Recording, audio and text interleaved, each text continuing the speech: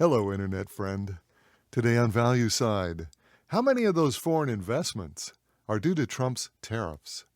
I'm David Ravel. Well, President Donald Trump is the most loquacious chief executive the country has ever seen.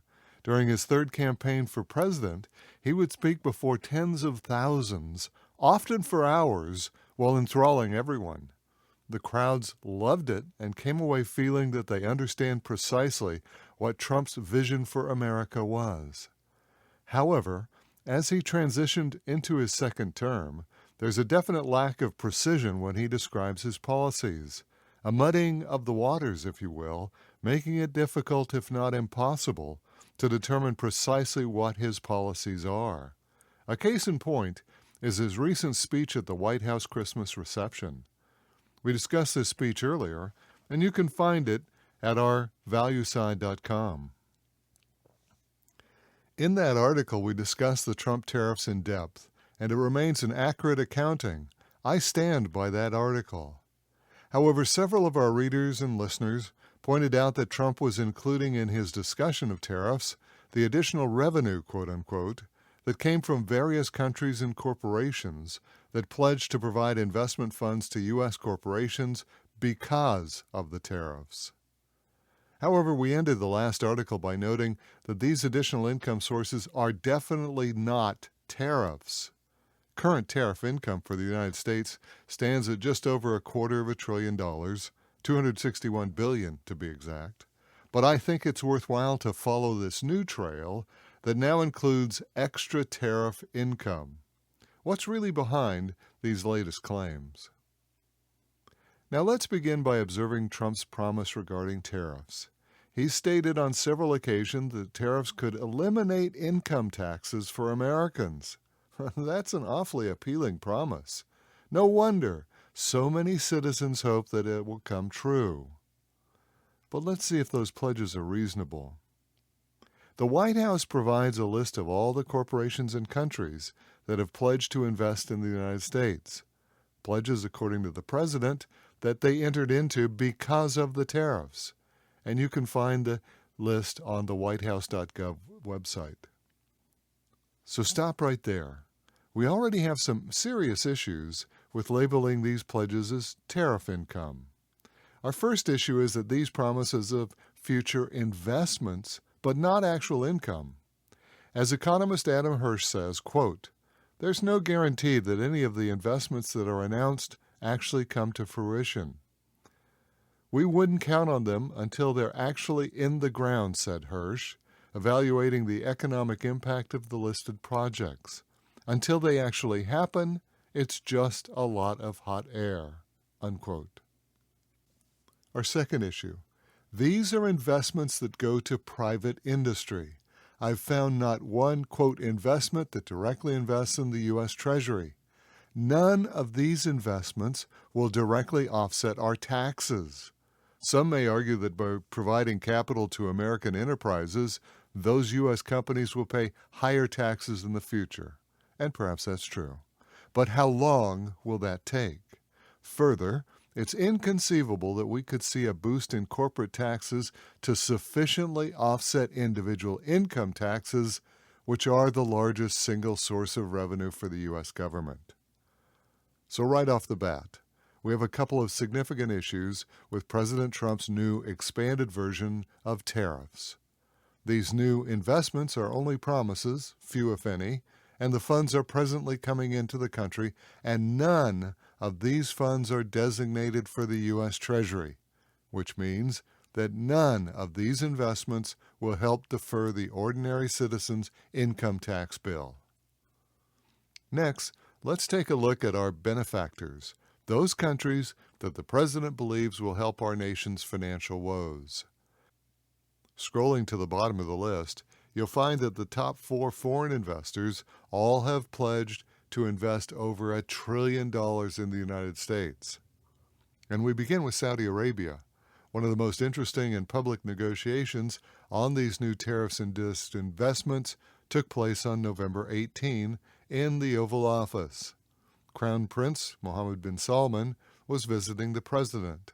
with news cameras whirring in the background, the prince leaned over to Trump and said he was upping his country's pledge to $1 trillion. Although the president demurred, indicating that the original $600 billion Saudi pledge was sufficient, Trump then went on to say a most significant comment, quote, "That means investments in plants, in companies, and in money on Wall Street. And what it really means for everybody and what really counts is jobs. A lot of jobs. We have a lot of jobs," said the president. Unquote. And that was exactly the point. The investments from foreign entities will go to private industry and Wall Street, not the U.S. Treasury, as real tariffs would go. Now let's look at those 4 pledges in depth. Here are the top 4 pledges. Saudi Arabia pledged $1 trillion over 10 years. They have a yearly obligation to fulfill that pledge then of $100 billion.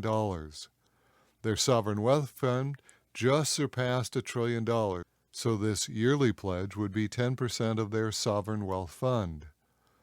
Now Saudi's GDP is $1.25 trillion, and the yearly pledge would be 8% of their GDP.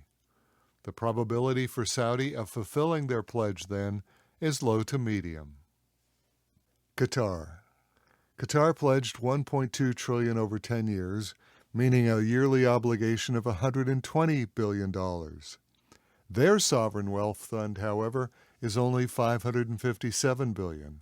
The annual pledge obligation then would be 22% of the sovereign wealth fund. Qatar's GDP stands at $217 billion. The annual pledge would be more than half, 55% of their GDP. Qatar's probability of fulfilling their pledge, therefore, is extremely low.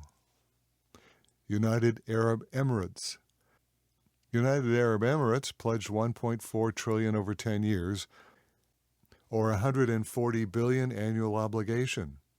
Their sovereign wealth fund, combined, is $2.2 trillion, so the yearly obligation would only be about 6% of the sovereign wealth fund if they use that. Their GDP is $537 billion, however, and the yearly pledge obligation would be more than a quarter of their annual GDP. Therefore, the UAE's probability of fulfilling their pledge, low. Finally, we come to Japan, which is a special case. In late 2024, before President Trump was inaugurated, Japan announced that it would significantly increase its defense spending. And on February 8th of this year, President Trump ratified this spending, saying, quote, "Japan is committed to doubling its defense spending by 2027 compared to my first term. They've invested a lot of money, $300 billion in goods and services each year. And I'm pleased to say that this week, my administration approves nearly $1 billion in foreign military sales to Tokyo." Now, the president is correct in noting in the first instance that this is a Japanese purchase. However, when he says it's a Japanese investment, well, that's not the case. Further, the announcement was in February, fully 2 months before the president's April 2 rollout of tariffs. Japan should be removed from the White House list of tariff investors.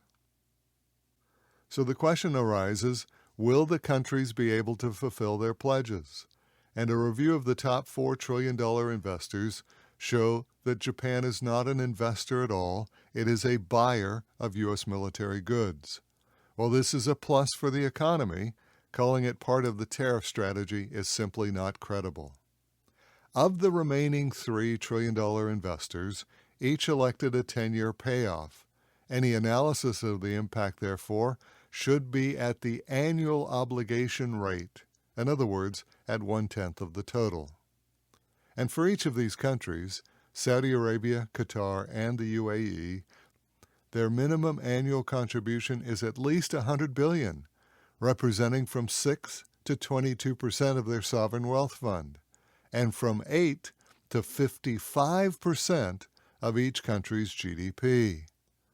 These amount of pledge obligations would represent a substantial hardship on each country. Even the largest economy in the region, Saudi Arabia, is likely to be unable to fulfill its pledge. On the other hand, some of the lesser pledges may represent a genuine future investment in the United States, which would be a positive for the economy. However, a review of the top 4 pledge countries suggests it's unlikely we will see anything close to the amount of funds promised. Conclusion. What President Trump has done here is to change the language. Tariffs no longer mean what we think they do.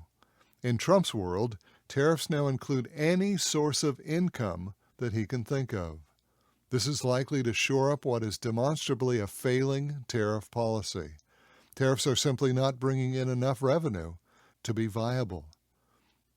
At slightly over $250 billion, there's not enough revenue to either pay down the nation's debt or provide significant tax relief for the citizens. But this does not have to be the end of the world. American business managers sometimes strike out after promoting a new strategy that simply doesn't work.